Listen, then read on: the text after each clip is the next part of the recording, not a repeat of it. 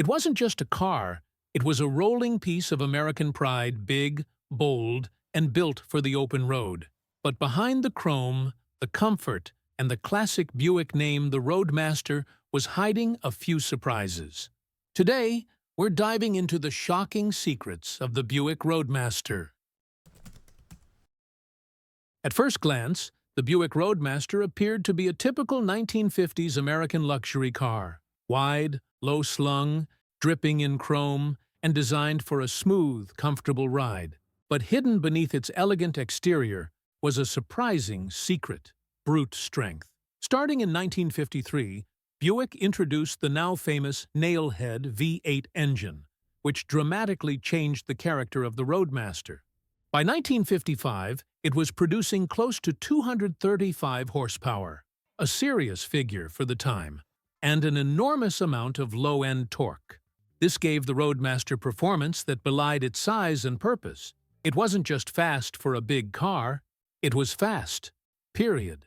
Drivers often marveled at how quickly and effortlessly it could surge forward, even when fully loaded. But the power didn't shout. It came on smooth and silent, almost like a private jet lifting off. Strong, steady, and composed. Buick never branded it as a performance machine, but those who drove one knew the truth.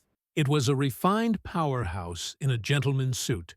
That quiet confidence, that restrained muscle, is exactly what makes the Roadmaster a legend among fans of understated American performance.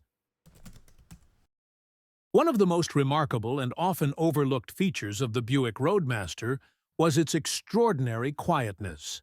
During an era when most cars let in the sound of the road, the wind, and even the engine itself, the Roadmaster offered something different, a nearly silent ride that felt futuristic for the time. Buick engineers went to great lengths to create this experience, layering the car with advanced sound-deadening materials. The contrast was almost theatrical, a car that moved like a force of nature but sounded like a hush. Buick didn't just build a car, it engineered a sensation. For many drivers, this quiet power became the true definition of luxury. Not loud, not flashy, but smooth, strong, and effortlessly refined. Driving a Buick Roadmaster in the 1950s felt different from almost anything else on the road, and a big part of that experience came from its unusual transmission, the Dynaflow. Unlike most automatic gearboxes of the time, which shifted between defined gears, the Dynaflow didn't shift at all in the traditional sense. Instead, it used a fluid drive system that delivered one long, continuous wave of acceleration. It paired perfectly with the Roadmaster's powerful Nailhead V8, creating a ride that was quiet, effortless, and entirely unique. In an era of mechanical clunks and gear grinds, Buick delivered a driving experience that felt futuristic.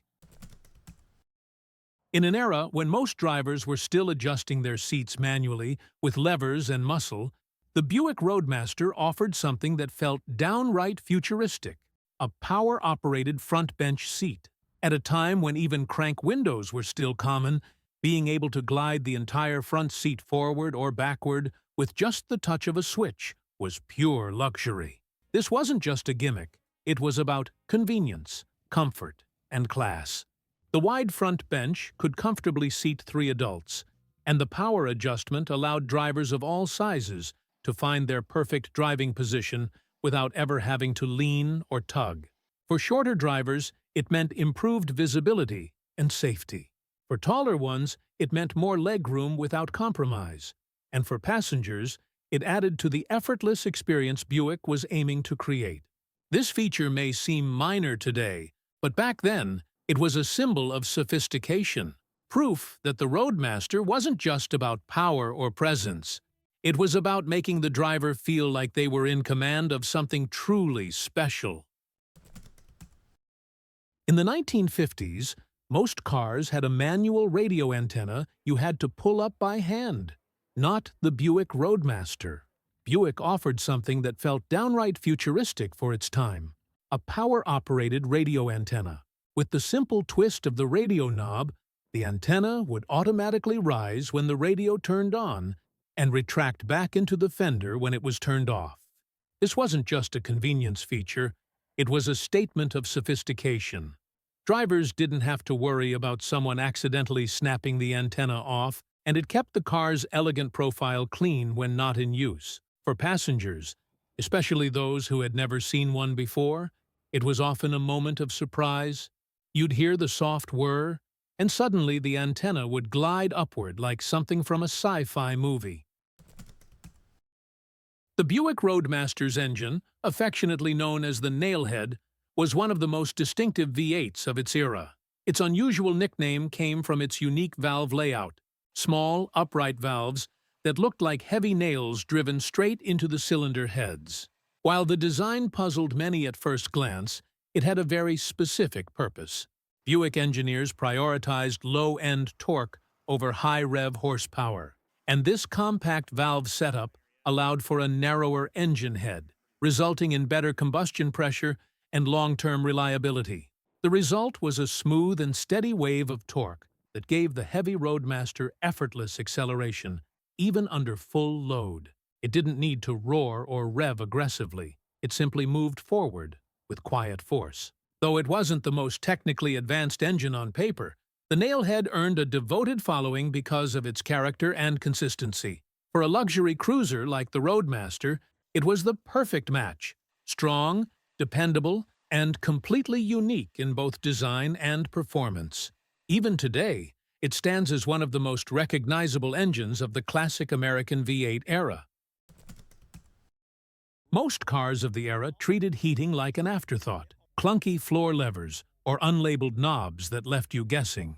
But the Buick Roadmaster offered something much more refined. The Weathermaster heater control system, mounted right on the dashboard. It featured labeled sliders and polished chrome switches that looked as good as they worked. With just a smooth motion, drivers could direct warm air to the floor, windshield, or vents, making cold-weather driving far more comfortable. It was thoughtfully designed, both in function and form, blending into the elegant dash layout rather than standing out like an appliance. This wasn't just heat. It was Buick's version of climate control, decades before that term even existed.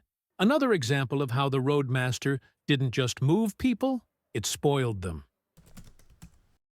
The Buick Roadmaster didn't just roll off the factory line, it soared into showrooms with styling that echoed the excitement of the jet age.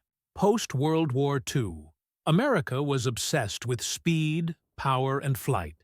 And Buick tapped into that energy by designing a car that looked ready for takeoff. Its long, sweeping body lines, rounded fenders, and aerodynamic curves weren't accidental. They were inspired by fighter planes and bombers of the era.